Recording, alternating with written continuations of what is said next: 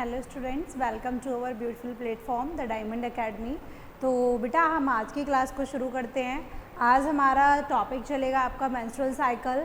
Chapter चल रहा था ह्यूमन रिप्रोडक्शन और इसमें हम लास्ट क्लास में हम oogenesis प्रोसेस को पढ़ चुके थे कि किस तरीके से oogonia का यानी एग का फॉर्मेशन होता है। तो ये हमने लास्ट क्लास में डिस्कस किया था। मैंने आपको लास्ट क्लास में बोला था कि जिसको ये टॉपिक समझ नहीं आया है एक बार इसको रिवीजन में हम फिर से लेंगे इस टॉपिक को, और उसके बाद हम आगे के टॉपिक को कंटिन्यू करेंगे, वो है आपका मेंस्ट्रुअल साइकिल। तो चलिए हम पहले कल की क्लास को थोड़ा रिवाइज करते हैं और फिर आगे के टॉपिक को स्टार्ट करते हैं। मेंस्ट्रुअल साइकिल के बारे में स्टडी करना है, ठीक है। तो आई होप आप लोग रेडी होंगे, अपनी नोटबुक और एनसीईआरटी की बुक निकाल के रख ली होगी। तुम लोग तो लेके नहीं आते, डेली मैं क्लास में बोलती हूँ लेकिन लेके तो आना ही नहीं है बुक को, है ना। कहाँ पर है बुक? तो फिर उसको लेके क्यों नहीं आते? क्या? तो लेके आया करो, ठीक है। और चलो क्लास को स्टार्ट करते हैं। ह्यूमन रिप्रोडक्शन का नेक्स्ट अब हम देखते हैं रिवीजन के। आज देखो टुडेज गोल में हम पहले जान लेते हैं आज हम क्या पढ़ने वाले हैं। तो बेटा oogenesis को कंप्लीट करेंगे हम, और उसके बाद आज हम स्टार्ट करेंगे मेंस्ट्रुअल साइकिल को, और एंड वी विल ट्राई कि हमारा पूरा टॉपिक क्लियर हो जाए, मेंस्ट्रुअल साइकिल को हम पूरा कंप्लीट कर पाएँ, ठीक है। तो पहले रिवीजन की तरफ चलते हैं। रिवीजन की अगर मैं बात करूं तो कल हमने oogenesis को स्टार्ट किया था। oogenesis it is the formation of oogonia, यानी एग का फॉर्मेशन यानी फीमेल गैमेट का फॉर्मेशन इज कॉल्ड oogenesis। बताओ इतना क्लियर था सभी को। फिर हमने बात की थी, मैंने आपको बताया था कि जब फीमेल यानी फीटस की फॉर्म में होती है यानी जब अपने मदर के वूम में होती है तभी ओवरी में किसका oogonia का फॉर्मेशन हो जाता है। और कितने oogonia बन जाते हैं? 2 to 3 मिलियन के समथिंग, यानी 2 मिलियन के समथिंग क्या बन जाते हैं? oogonia का फॉर्मेशन हो जाता है। उसके बाद मैंने आपको बताया था कि अगर हम बात करें आगे oogonia के फॉर्मेशन की, तो ये बिल्कुल क्या है, स्पर्मेटोजेनेसिस की प्रोसेस से बिल्कुल अलग है। यानी क्या होगा, यानी अगर मैं बात करूं बर्थ के बाद की, कि बर्थ के बाद में oogonia का फॉर्मेशन नहीं होता, वहाँ पर क्या हो जाता है, मियोसिस क्या हो जाती है, प्रोफेज 1 में आकर के अरेस्ट हो जाती है। फिर हमने डिस्कस किया था कि जब फीमेल प्यूबर्टी की एज पर पहुँचती है तो प्राइमरी फॉलिकुलोजेनेसिस होता है, यानी फॉलिकल्स का फॉर्मेशन होता है। प्राइमरी फॉलिकल्स सेकेंडरी फॉलिकल्स में, और सेकेंडरी फॉलिकल्स किस में कन्वर्ट होते हैं?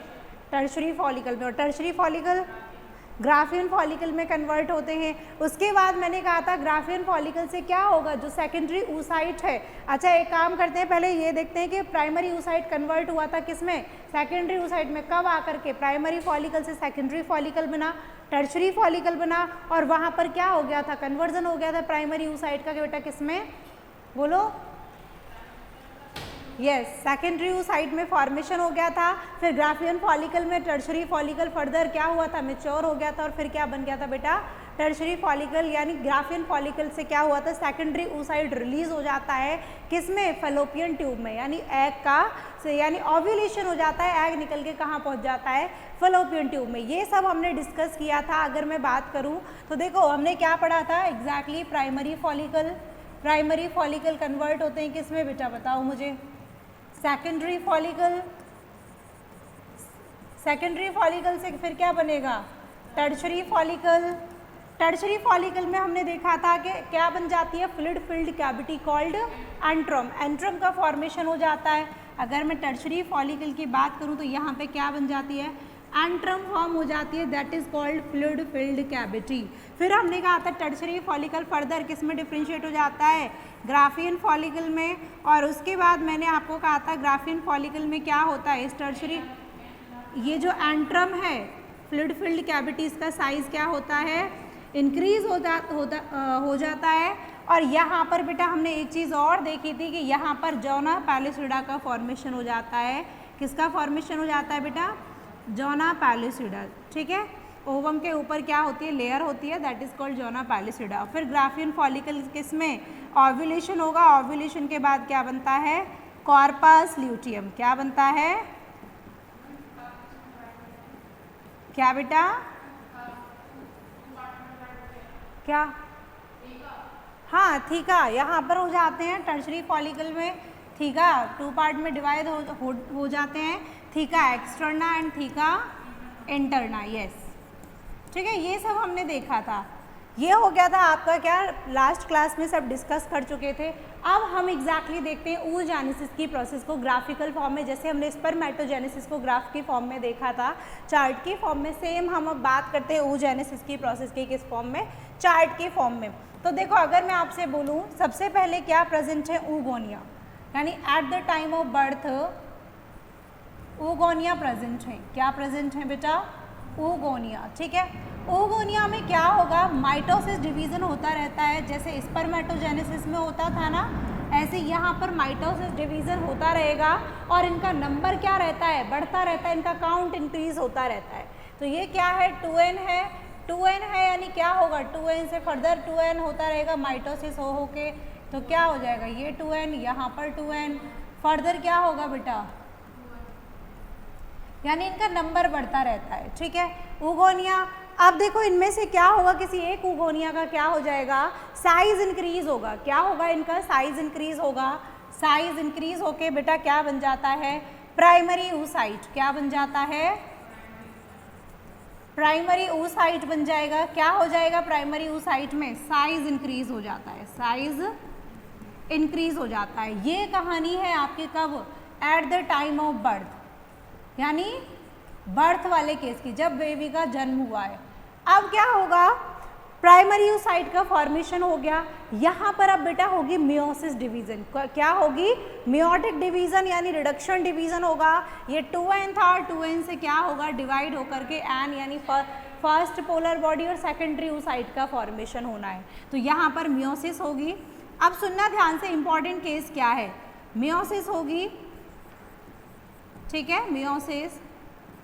और जो मियोसिस है वो किस, मियोसिस 1 किस फेज में आके रुकती है, अरेस्ट हो जाती है, बताओ, मियोसिस 1 आके अरेस्ट हो जाती है प्रोफेज 1 में, किस में बेटा, प्रोफेज 1 में आके अरेस्ट हो जाती है, क्या हो जाती है, अरेस्ट हो जाती है, यानी रुक जाती है। प्राइमरी oocyte से क्या होगा, उसका डिवीजन मियोसिस 1 प्रोफेज में आकर के क्या हो जाएगी, अरेस्ट हो जाएगी। ये सब कहानी किसकी चल रही है, देखो ये जो कहानी है यहाँ तक की, पूरा कहाँ तक की बेटा, यहाँ तक की जो स्टोरी है ये हो रही है चाइल्डहुड टाइम की, यानी जब फीमेल का बर्थ हो गया, बर्थ से लेके प्यूबर्टी तक आने के केस में, प्यूबर्टी तक जब आएगी, यानी बर्थ से लेके 10 से 12 साल की जब तक फीमेल होगी, उसके बीच का ड्यूरेशन है कि प्राइमरी oocyte का फॉर्मेशन होकर मियोसिस कहाँ अरेस्ट हो गई, प्रोफेज 1 में। कहाँ अरेस्ट हो गई है बेटा, प्रोफेज 1 में। तो ये कौन सा फेज है, चाइल्डहुड फेज है। कौन सा फेज है बेटा, ये चाइल्डहुड फेज।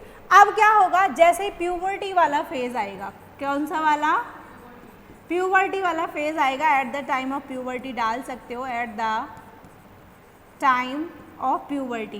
प्यूबर्टी के टाइम पर ये जो प्रोफेज अरेस्टेड फेज में थी वो बेटा स्टार्ट हो जाती है, और यहाँ पर क्या हो जाता है, मियोटिक डिवीजन होके फॉर्मेशन होता है। एक तो बनती है फर्स्ट पोलर बॉडी और एक बनता है सेकेंडरी oocyte। तो ये क्या बनती है, फर्स्ट पोलर बॉडी, ठीक है, और यहाँ पर क्या बन जाता है, सेकेंडरी oocyte। बोलो क्लियर है इतना। अब क्या होगा, ये सेकेंडरी oocyte का फॉर्मेशन हो गया और इसके बाद में क्या हो जाता है, ओव्यूलेशन ग्राफियन फॉलिकल से ये जो सेकेंडरी oocyte है कहाँ पहुँच जाता है बेटा, फेलोपियन ट्यूब में। याद करो कहाँ पहुँच जाता था, फेलोपियन ट्यूब में, यानी इसके बाद क्या हो जाता है, ओव्यूलेशन। क्या हो जाता है, ओव्यूलेशन। अब एक इम्पॉर्टेंट चीज़ समझना है, एनसीईआरटी ने क्लियरली लिखा है कि अगर, देखो मैं स्लाइड ऐड करके समझाती हूँ, if fertilization does not occur, नहीं हुआ है यानी, ठीक है, अगर फर्टिलाइजेशन नहीं हुआ है तो ये क्या रहेगा, सेकेंडरी oocyte रहेगा, और क्या रहेगा, secondary oocyte plus first polar body, ठीक है, इतना क्लियर हुआ। लेकिन कंडीशन है, if fertilization occur, if fertilization occur, क्या हो गया बेटा, अगर फर्टिलाइजेशन हो गया तो फर्टिलाइजेशन में क्या होगा, ये सेकेंडरी oocyte जो है वो फर्दर क्या हो जाएगा बेटा, डिवाइड हो जाएगा। एक तो सेकेंड पोलर बॉडी बनेगी, ठीक है, और क्या बन जाता है, ओवम यानी एग का फॉर्मेशन हो जाता है। बोलो क्लियर है? क्लियर है सभी को? देखो मैंने क्या बोला, अगर फर्टिलाइजेशन नहीं हुआ तो क्या होगा कि जो सेकेंडरी oocyte बना था वो वैसा का वैसा ही रहेगा, फैलोपियन ट्यूब में आ गया और फर्दर प्रोसेस चलेगा मेंस्ट्रुएशन का। लेकिन अगर फर्टिलाइजेशन हो गया बेटा तो उस सेकेंडरी oocyte में फर्दर डिवीज़न होगा और डिवीज़न होने के बाद सेकेंड पोलर बॉडी बनेगी और क्या बन जाएगा? ओवम यानी एग का फॉर्मेशन होता है। किसका फॉर्मेशन होता है? एग का। अच्छा एक चीज़ और सुनो, फर्टिलाइजेशन होने के बाद एग नहीं बनता, क्या होता है? अगर सोचो फर्टिलाइजेशन हो गया तो फिर एग का क्या फ़ायदा? इसीलिए प्रोसेस क्या होती है कि सेकेंडरी oocyte है, जैसे ही स्पर्म आके उससे अटैच होंगे वो किस में कन्वर्ट हो जाएगा? ओवम में और सेकेंड पोलर बॉडी में। अब ओवम है, एग है, तब जाके उसके साथ क्या होगा? फर्टिलाइजेशन। क्या होगा? फर्टिलाइजेशन। बोलो क्लियर हुआ? ये नहीं कह सकते आप कि मैम फर्टिलाइजेशन के बाद में क्या बनता है? Egg. No, not at all. क्या बोलोगे? स्पर्म जब पेनिट्रेट करते हैं सेकेंडरी oocyte को तभी क्या हो जाता है?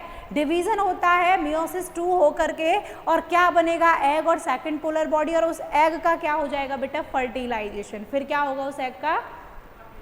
क्वेश्चन आपने पूछा नहीं मैम इस first polar body second polar body का क्या होगा? ये डीजनरेट हो जाते हैं। क्या हो जाते हैं? ये डीजनरेट हो जाते हैं। बोलो क्लियर है? इतना कोई डाउट तो नहीं है? तो ये प्रोसेस था बेटा पूरा oogenesis। किसका प्रोसेस था ये पूरा? oogenesis का। आई होप सभी को क्लियर हुआ होगा। अगर कोई डाउट है use the comment section and I will solve your every single doubt. अगर आपको कोई प्रॉब्लम है तो मैं आपका हर एक डाउट क्लियर करूँगी, कॉमेंट सेक्शन में ज़रूर लिखिएगा, ठीक है? तो बेटा अब हम अपना नेक्स्ट प्रोसेस की तरफ मूव करते हैं और नेक्स्ट प्रोसेस है आपका मेंस्ट्रुअल साइकिल। कौन सा है बेटा? Menstrual cycle. Very important discuss करने वाले। देखो बच्चों को समझ नहीं आता कि क्या क्या कैसे कैसे साइकिल चलती है, क्या क्या फेज़ आते हैं, इसीलिए बहुत ध्यान से सुनना है। कहीं भी कोई कन्फ्यूज़न आपको नहीं रहेगा अगर आप मेरी बात को पूरा ध्यान से सुनोगे तो, ठीक है? एक एक एनसीईआरटी की लाइन को मैं यहाँ पे क्लियर करा दूंगी, but you have to make patience and you have to listen me carefully. Okay students, so let's move toward the menstrual cycle. अगर मैं मेंस्ट्रुअल साइकिल की बात करूं तो ये बेटा मेंस्ट्रुअल साइकिल को हम और क्या कह सकते हैं? Reproductive cycle. इसमें कई सारे फेज़ आपको देखने को मिलेंगे। अभी हम डिस्कस करेंगे क्या क्या फेज़ देखने को मिलेंगे। मैं आपको बता दूं जो मेंस्ट्रुअल साइकिल है ये एवरी मंथ होती है फीमेल में, हर एक महीने पे, यानी आफ्टर 28 डेज कहाँ होती है? फीमेल में मिलती है मेंस्ट्रुअल साइकिल। मेंस्ट्रुअल साइकिल में क्या होता है? एंडोमेट्रियम का ब्रेकडाउन होकर वजाइनल ब्लीडिंग होती है। क्या होती है? एवरी मंथ वजाइनल ब्लीडिंग होती है और उसको हम क्या बोलते हैं? Menstrual cycle. बोलो क्या बोलते हैं? Menstrual cycle. मैं आपको अगर मेंस्ट्रुअल साइकिल की बात करूं तो मेंस्ट्रुअल साइकिल स्टार्ट हो जाती है फीमेल में 11 to 12 ईयर की एज से। कब से? 11 से 12 साल की एज से ये स्टार्ट हो जाती है, यानी जब फीमेल प्यूबर्टी की एज पर पहुंचती है तभी ये क्या हो जाती है? स्टार्ट हो जाती है। और ये कब तक कंटिन्यू रहती है बताओ मुझे, आइडिया है कोई? यस, ये कंटिन्यू हो रहती है कब तक? 45 to 50 ईयर्स तक, और 45 to 50 ईयर्स पर आकर के ये रुक जाती है मेंस्ट्रुअल साइकिल। तो अगर जब फर्स्ट टाइम फीमेल में मेंस्ट्रुअल साइकिल होती है 11 to 12 ईयर की एज पर, तो उसको हम फर्स्ट टाइम जो मेंस्ट्रुअल साइकिल होती है उसको हम बोलते हैं मीनार्क, एक स्पेशल टर्म दिया है। और जब लास्ट मेंस्ट्रुअल साइकिल होती है 45 to 50 की एज पर आकर के रुकती है तो उसको हम बोलते हैं मीनोपॉज। आई होप आप 10th में भी ये चीज़ पढ़ के आए होंगे, बट मुझे पता है याद तो आपको कुछ रहता नहीं, आपको ये नहीं पता कल से परसों मैंने क्या सब्जी खाई थी, तो 10th का तो तब याद रखोगे। सोचो आज से मैंने 4 दिन पहले कौन सी सब्जी खाई थी, याद है? बताओ आज से मैंने 3 दिन पहले कौन सी सब्जी खाई थी, याद है? नहीं याद तो मैम 10th का कहाँ से याद रखेंगे बेटा? आई नो योर मेंटेलिटी, ठीक है? चलो यहाँ तक समझ में आ गया। चलो आगे चलते हैं। अगर मैं बात करूँ मेंस्ट्रुअल साइकिल की तो देखो क्या है एग्जैक्टली मेंस्ट्रुअल साइकिल को, और हम क्या कह सकते हैं? Reproductive cycle. ये इसमें क्या होता है? 2 टर्म आते हैं, मीनार्क और मीनोपॉज। अभी मैंने बताया मीनार्क बेटा कब? जब first time menstrual cycle start होती है, ठीक है? कब होती है बताओ? एज बताओगे मुझे?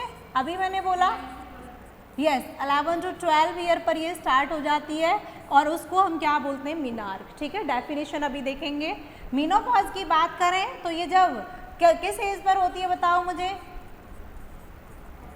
45 to 50 ईयर्स की एज में मिलेगी फीमेल में, और ये तब तक हर मंथ चलती रहती है फीमेल में 11-12 साल से लेकर के 45 to 50 ईयर्स की एज तक ये कॉन्टीन्यूसली रन होती रहती है। ठीक है, चलो आगे चलते हैं, क्या है एग्जैक्टली तो देखो यहाँ पर आपकी एनसीईआरटी की कुछ लाइन दी गई है, मैं उन्हें एक्सप्लेन करती हूँ पहले, तब हम एग्जैक्टली साइकिल को पढ़ेंगे कि कैसे ये साइकिल रन होती है। तो मेंस्ट्रुअल साइकिल क्या है? The reproductive cycle. Menstrual cycle को और क्या बोला है बेटा? Reproductive cycle. आई होप सभी बच्चे एनसीईआरटी खोल के बैठे होंगे क्लास को पढ़ने से पहले। नहीं खोली है तो क्लास को यहीं पॉज करो, जाके एनसीईआरटी लेके आओ, तब पढ़ना शुरू करना। और तुम कल से एनसीईआरटी लेके आना, नहीं क्लास से उठा के फेंक दूंगी तुम्हें, ठीक है।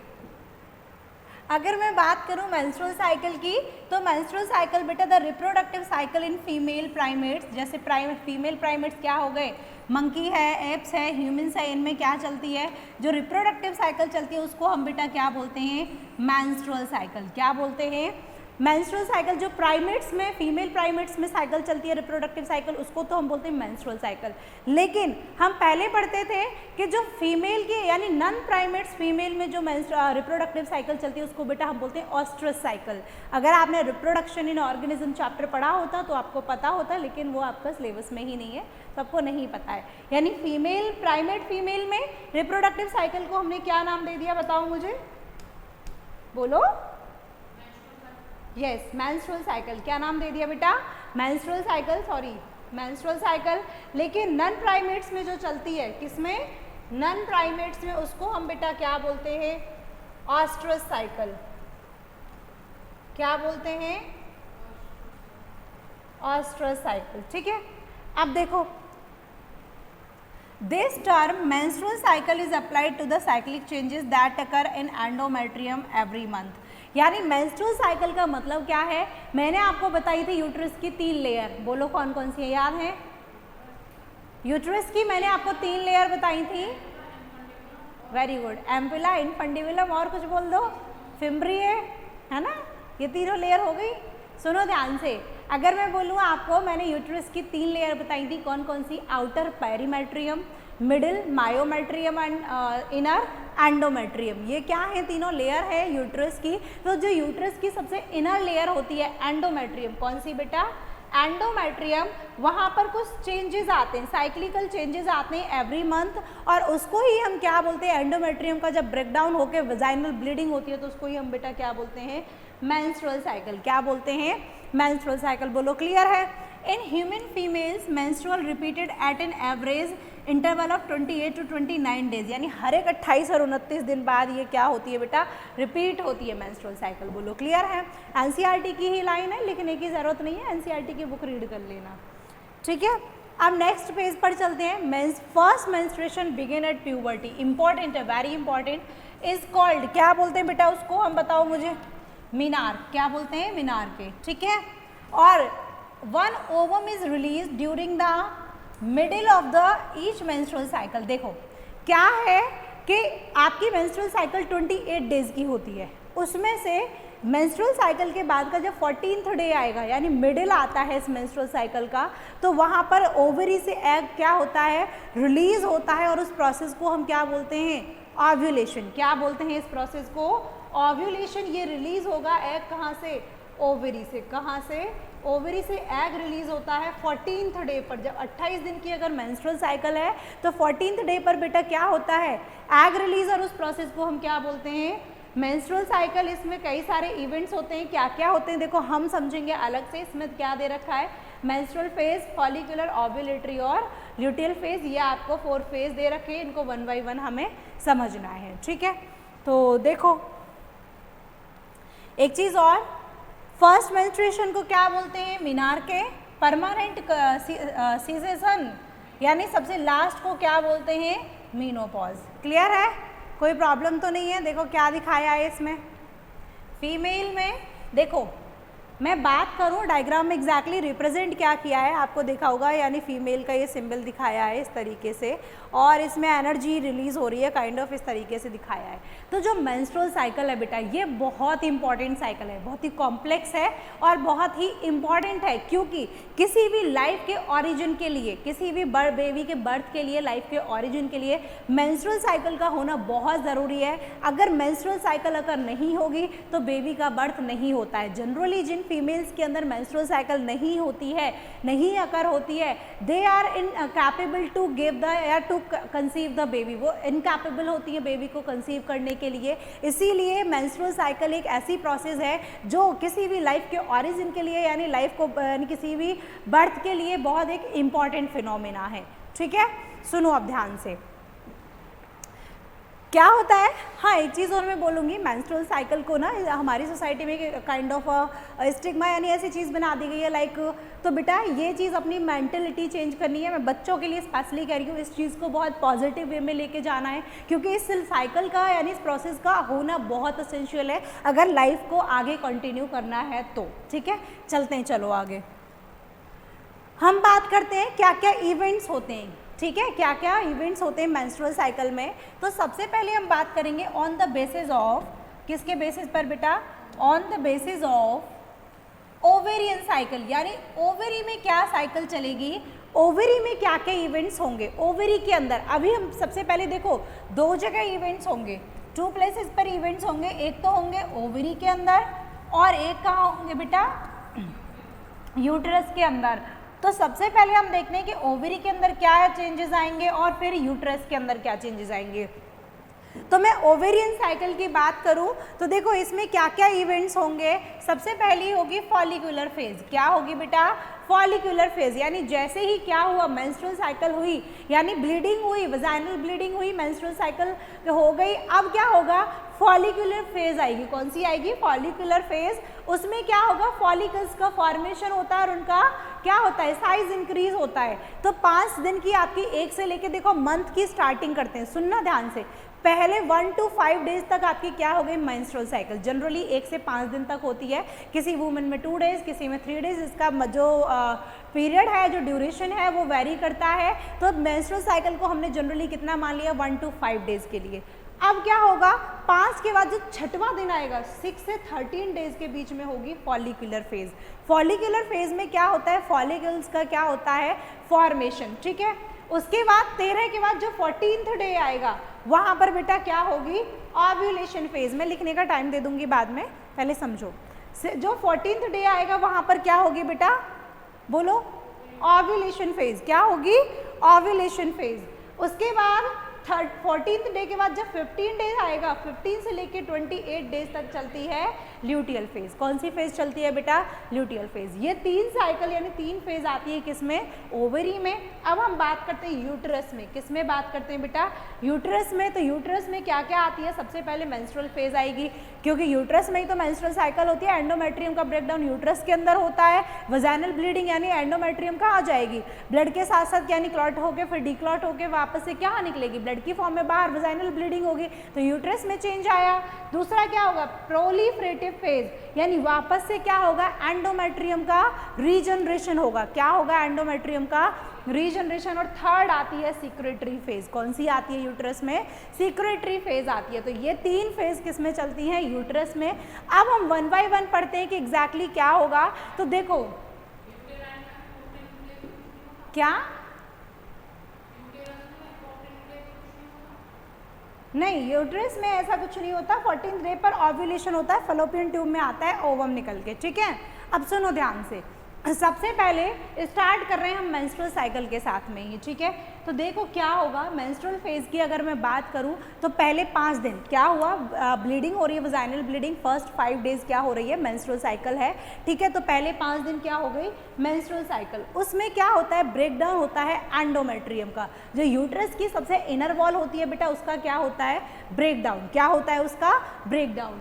ब्रेकडाउन होना है एंडोमेट्रियम का। सुनो ध्यान से, कैसे होगा, how does breakdown of endometrium आकर। क्वेश्चन है कि वो एंडोमेट्रियम आकर ब्रेक कैसे होती है, यूट्रस की लेयर है, कैसे ब्रेक होगी। तो यानी क्या होगा एग्जैक्टली उसका रीजन बताना है। मैं अगर मैं लिख दूं हाउ डज एंडोमेट्रियम ब्रेक। सुनना मेरी बात को ध्यान से, अगर आपने मेरे एक वर्ड को ध्यान से सुना पूरी साइकिल समझ में आ जाएगी, नहीं सुना कहीं 1% भी ध्यान गया तो कुछ भी समझ नहीं आएगा। हाउ डज एंडोमेट्रियम ब्रेक, मैं क्वेश्चन कर रही हूँ कि एंडोमेट्रियम ब्रेक कैसे होती है, टूटती कैसे है, तो बेटा उसका रीजन यहाँ पर लिखा है। क्या लिखा है, ये रीजन लिखा है। देखो क्या होगा एग्जैक्टली, सुनना ध्यान से। सबसे पहले मैंने कहा था, याद करो जब मैं आपको क्या पढ़ा रही थी, oogenesis पढ़ा रही थी, तो मैंने कहा था कि आपका ग्राफियन फॉलिकल बनेगा। ग्राफियन फॉलिकल से ओवम कहाँ जाएगा, जो सेकेंडरी oocyte था कहाँ जाएगा, फलोपियन ट्यूब में। कहाँ जाएगा, फलोपियन ट्यूब में। ग्राफियन फॉलिकल किस में कन्वर्ट हो जाता है, कॉर्पस ल्यूटियम। किस में कन्वर्ट हो जाता है, कॉर्पस ल्यूटियम में। अब मैं आपसे कह रही हूँ कि जो कॉर्पस ल्यूटियम है, कॉर्पस ल्यूटियम का फंक्शन क्या था, याद करो मैंने लिखाया था कैसे एक्ट करता है corpus luteum. Yes, as a endocrine gland. Endocrine gland का मतलब क्या है कि हार्मोन्स रिलीज होंगे। क्या होंगे, हार्मोन्स। तो देखो मैं लिख रही हूँ, अब सोचो मैंने कहा था एज अ एंडोक्राइन ग्लैंड की तरह यूज होता है। अगर मान लो एग फर्टिलाइज हुआ है तो कॉर्पस ल्यूटियम की जरूरत पड़ती है, ठीक है, अगर मेंटेन रहेगा। और मैंने कहा था कि अगर फर्टिलाइजेशन नहीं हुआ है तो कॉर्पस ल्यूटियम डीजनरेट हो जाता है और क्या चलती है, मेंस्ट्रुअल साइकिल। तो मेंस्ट्रुअल साइकिल चलाने के लिए सबसे पहले क्या होगा, डीजनरेशन ऑफ कॉर्पस ल्यूटियम की बात करते हैं हम। कॉर्पस ल्यूटियम डीजनरेट हो गया, वो हार्मोन रिलीज करता था, प्रोजेस्टेरॉन, एस्ट्रोजन और इनहिबिन। अगर एग का फर्टिलाइजेशन होता तो प्रोजेस्टेरॉन की जरूरत पड़ती, प्रेगनेंसी हार्मोन है, लेकिन फर्टिलाइजेशन नहीं हो रहा, क्या चल रही है, मेंस्ट्रुअल साइकिल। क्या चल रही है बेटा, मेंस्ट्रुअल साइकिल। तो वो क्या होगा, यानी इसने क्या रिलीज किए, सीक्रेट किए, क्या देखना, सीक्रेट करता है प्रोजेस्टेरॉन और एस्ट्रोजन। लेकिन जब इसका ब्रेकडाउन हो गया, डीजनरेशन हो गया, तो प्रोजेस्टेरॉन और एस्ट्रोजन का लेवल जो है, क्या बेटा, लेवल क्या हो जाएगा, डिक्रीज हो जाएगा। जो लेवल है वो क्या हो जाएगा, डिक्रीज। क्योंकि क्या हो गया, कॉर्पस ल्यूटियम डीजनरेट हो रहा है, खत्म होता जा रहा है, तो जो हार्मोन्स वो रिलीज कर रहा था उन हार्मोन्स का लेवल भी डिक्रीज होगा, ठीक है। यस, अच्छा रेड, भाई तुम लोग कितना नोटिस करते हो, लो बेटा लो, ठीक है, ये वाला लेवल लिख दिया, अब खुश हो, ठीक है। वो रेड लेवल वाला नहीं है, अब ये क्या है, लेवल वाला, आज के बच्चे, ठीक है। तो क्या हुआ, कॉर्पस ल्यूटियम डीजनरेट हुआ, ये सीक्रेट करता था प्रोजेस्टेरॉन एस्ट्रोजन को, लेकिन जब ये डीजनरेट हो रहा है तो उनका लेवल क्या हो गया, डिक्रीज हो गया। अब क्या चाहिए, देखो एंडोमेट्रियम को मेंटेन रखने के लिए हमें जरूरत पड़ती है हार्मोन एस्ट्रोजन की। सुनना मेरी बात को ध्यान से, अगर एंडोमेट्रियम को क्या करना है, मेंटेन रखना है, तो एस्ट्रोजन की ज़रूरत है, प्रोजेस्टेरॉन की ज़रूरत है। लेकिन जब इनका लेवल डिक्रीज हो गया तो ब्रेक डाउन हो जाएगा बेटा किसका, एंडोमेट्रियम का। Break down of endometrium start and क्या होता है, कंट्रैक्शन होना शुरू हो जाता है यूट्राइन की वॉल में, प्रोस्टाग्लैंडिन लोकल हार्मोन रिलीज होते हैं। देखा होगा जब मेंस्ट्रुअल साइकिल चलती है तो फीमेल के क्या होता है, यूट्रस में कॉन्ट्रैक्शन होते हैं, कॉन्ट्रैक्शंस की वजह से पेन फील होता है उन्हें। क्या फील होता है, पेन फील होता है, तो वो कॉन्ट्रैक्शन होना शुरू हो जाते हैं। क्यों क्यों कॉन्ट्रैक्शन की ज़रूरत पड़ती है मेंस्ट्रुएशन के टाइम पे, क्योंकि जितना भी एंडोमेट्रियम है उसका जो ब्रेकडाउन है वो सब वजाइनल ब्लीडिंग की फॉर्म में सब बाहर निकल जाए। अगर अंदर एंडोमेट्रियम रह गई तो इन्फेक्शन होने के चांसेस हैं, इसीलिए पूरा कंट्रैक्शन हो के क्या हो जाएगा, पूरी जो एंडोमेट्रियम है वो क्या हो जाएगी बेटा, स्लज आउट हो जाती है। जो एंडोमेट्रियम है वो क्या हो जाती है, स्लज आउट, यानी बाहर निकल जाती है ड्यू टू द कॉन्ट्रैक्शंस। बोलो क्लियर है, एंडोमेट्रियम का ब्रेकडाउन हो गया। एंडोमेट्रियम का ब्रेकडाउन हुआ तो मतलब क्या हो गई, मेंस्ट्रुएशन। क्या हो गई, मेंस्ट्रुएशन, ठीक है। कितना ब्लड निकलता है एक बार में, 50 to 150 ml, ये एवरेज है, अप्रॉक्स लिख सकते हो, ठीक है। बोलो पहली स्लाइड क्लियर है, सभी को समझ आया। क्या कहा मैंने, सुनो, मेंस्ट्रुअल फेज है, यहाँ पर एंडोमेट्रियम का ब्रेकडाउन कराना है। कैसे होगी, कॉर्पस ल्यूटियम का डीजनरेशन होता है, डीजनरेशन की वजह से इन हार्मोन्स का लेवल डिक्रीज होता है। ये हार्मोन मेंटेन करते थे, रिस्पॉन्सिबल होते हैं, रिस्पॉन्सिबल साइड में लिख रही हूँ, ठीक है, इसीलिए रिस्पॉन्सिबल होते हैं टू मेंटेन, किसको बेटा, मेंटेन करने के लिए, एंडोमेट्रियम। लेकिन जब ये डिक्रीज हो गए, क्या हो गए, जब इनका लेवल डिक्रीज हो गया तो एंडोमेट्रियम का ब्रेकडाउन हो गया और ये क्या हो गई, पूरी बाहर आ गई वजाइनल ब्लीडिंग की फॉर्म में, मेंस्ट्रुएशन हो गई। ये चलता है पूरा प्रोसेस 1 to 5 डेज के लिए। अब आते हैं सेकंड प्रोसेस पर, किस पर आते हैं बेटा, सेकंड प्रोसेस पर सुनना ध्यान से। सेकंड प्रोसेस क्या है, देखो सेकंड फेज है आपका फॉलिकुलर फेज। क्या है? फॉलिकुलर फेज, एंडोमेट्रियम खत्म हो गई, बाहर निकल गई। अब क्या होना है, ओवरी में वापस से फॉलिकल्स का फॉर्मेशन होना है, primary follicle to secondary, secondary to tertiary. तो एग्जैक्टली क्या होगा, जो फॉलिकुलर फेज है बेटा वो चलती है आपकी कितने दिन के लिए बताओ मुझे, 6 to 13 डेज, 1 से 5 दिन की मेंस्ट्रुअल, 5 के बाद 6 से लेकर 13वें दिन तक क्या चलती है, फॉलिकुलर फेज। यहाँ पर क्या होता है, इस फेज में डेवलपमेंट होता है फॉलिकल्स का। डेवलपमेंट मतलब प्राइमरी टू सेकेंडरी, यानी क्या होता है, फॉलिकल्स का फॉर्मेशन होता है, डेवलपमेंट होगा। डेवलपमेंट कैसे होगा, पिट्यूटरी ग्लैंड है, ये क्या है आपकी पिट्यूटरी ग्लैंड, सुनना ध्यान से, पिट्यूटरी ग्लैंड है। एंटीरियर पिट्यूटरी से हार्मोन निकलता है एफएसएच। एफएसएच की full form follicle stimulating hormone, जो फॉलिकल से उनको स्टिमुलेट कराएगा, उनका डेवलपमेंट कराएगा। तो देखो छोटे छोटे फॉलिकल्स थे, ये क्या थे, छोटे छोटे, यहाँ पर ओवरी में फॉलिकल्स प्रेजेंट थे, सुनना ध्यान से, ये क्या थे बेटा, छोटे छोटे फॉलिकल्स प्रेजेंट थे। अब इस एफएसएच की वजह से इसने क्या कहा, एफएसएच ने जाके चलो भाई अपना डेवलपमेंट करना शुरू करो, चलो अब तुम्हारा टाइम आ गया, ग्रो करना शुरू करो, ठीक है, बहुत बैठ लिया, रेस्ट कर लिया। एफएसएच जाएगा, एक्ट करेगा फॉलिकल्स पर, और इनका साइज क्या हो जाएगा बेटा, इंक्रीज होने लगेगा। साइज क्या होने लगेगा, इंक्रीज। तो ये छोटे छोटे, कोई इतना बड़ा हो गया, कोई इतना बड़ा हो गया, कोई इतना हो गया, कोई इतना रह गया, कोई इतना हो गया, कोई इतना, और एक इनमें से कोई एक बहुत बड़ा हो जाएगा इस तरीके से, ठीक है, सबसे बड़ा हो गया। अब एफएसएच क्या करेगा, जब एक कोई बड़ा हो गया, इन सब की ग्रोथ को तो रोक देगा, और ये क्या होगा, अब ये आपका कन्वर्ट होने लगेगा किस में बेटा, एग में। किस में कन्वर्ट होने लगता है, एग में, बोलो क्लियर है। और जब ये फॉलिकल्स का डेवलपमेंट हो रहा था, तो बेटा ये फॉलिकल्स रिस्पॉन्सिबल होते हैं, लिख देती हूँ, रिस्पॉन्सिबल होते हैं किसके लिए, रिस्पॉन्सिबल होते हैं ये एस्ट्रोजन को रिलीज करने के लिए। एस्ट्रोजन हार्मोन है, ठीक है, तो एस्ट्रोजन को रिलीज करने के लिए, यानी अगर मैं आपसे बोलूं कि एस्ट्रोजन कहाँ से रिलीज होता है, तो किसकी वजह से होता है, फॉलिकल्स की वजह से। किसकी वजह से बेटा, फॉलिकल्स की वजह से। साइड में लिख रही हूँ, ये फॉलिकल्स क्या सीक्रेट करते हैं, एस्ट्रोजन। क्या रिलीज कराते हैं बेटा, एस्ट्रोजन को रिलीज कराते हैं, ये हम साइड में लिख देते हैं, ठीक है, बोलो क्लियर है। मैंने अभी कहा था कि अगर एंडोमेट्रियम को मेंटेन रखना है तो किसकी जरूरत पड़ती है, बताओ मुझे जल्दी से, पिछली स्लाइड में कॉर्पस ल्यूटियम कौन सा हार्मोन रिलीज करता था, ध्यान से सुन ले बेटा, तुम लोग भी अच्छे से पढ़ाई कर लो। कॉर्पस ल्यूटियम रिलीज करता था प्रोजेस्टेरॉन और एस्ट्रोजन। एस्ट्रोजन किस में हेल्प करता है, एंडोमेट्रियम को मेंटेन रखने में, उसकी थिकनिंग कराता है, ठीक है। तो ये एस्ट्रोजन को रिलीज करेंगे, और ये एस्ट्रोजन क्या कराएगा, थिकनिंग ऑफ एंडोमेट्रियम। क्या कराएगा बेटा, थिकनिंग ऑफ एंडोमेट्रियम, बोलो क्लियर है इतना। थिकनिंग हो गई, पूरा एंडोमेट्रियम वापस से बन गई, ये क्या हो गया आपका फॉलिकुलर फेज। क्या हो गया ये, फॉलिकुलर फेज, फॉलिकल्स का डेवलपमेंट हो गया। अब हम चलते हैं नेक्स्ट, थर्ड आता है ओव्यूलेशन। फॉलिकल्स का डेवलपमेंट हो गया, एग बन गया था। अब इस 14th डे पर एग का क्या होना है बेटा, ओव्यूलेशन। एग क्या होगा, रिलीज होगा। क्या होगा, रिलीज होगा फ्रॉम, कहाँ से जाकर, कहाँ से रिलीज होगा, ओवरी से। कहाँ से रिलीज हो जाएगा, ओवरी से। जैसे देखो क्या क्या स्टेप होंगी, प्रोलिफरेटिव फेज खत्म हुई, फॉलिकल्स का डेवलपमेंट हुआ, साइज हो गया इंक्रीज, किसका, फॉलिकल्स का।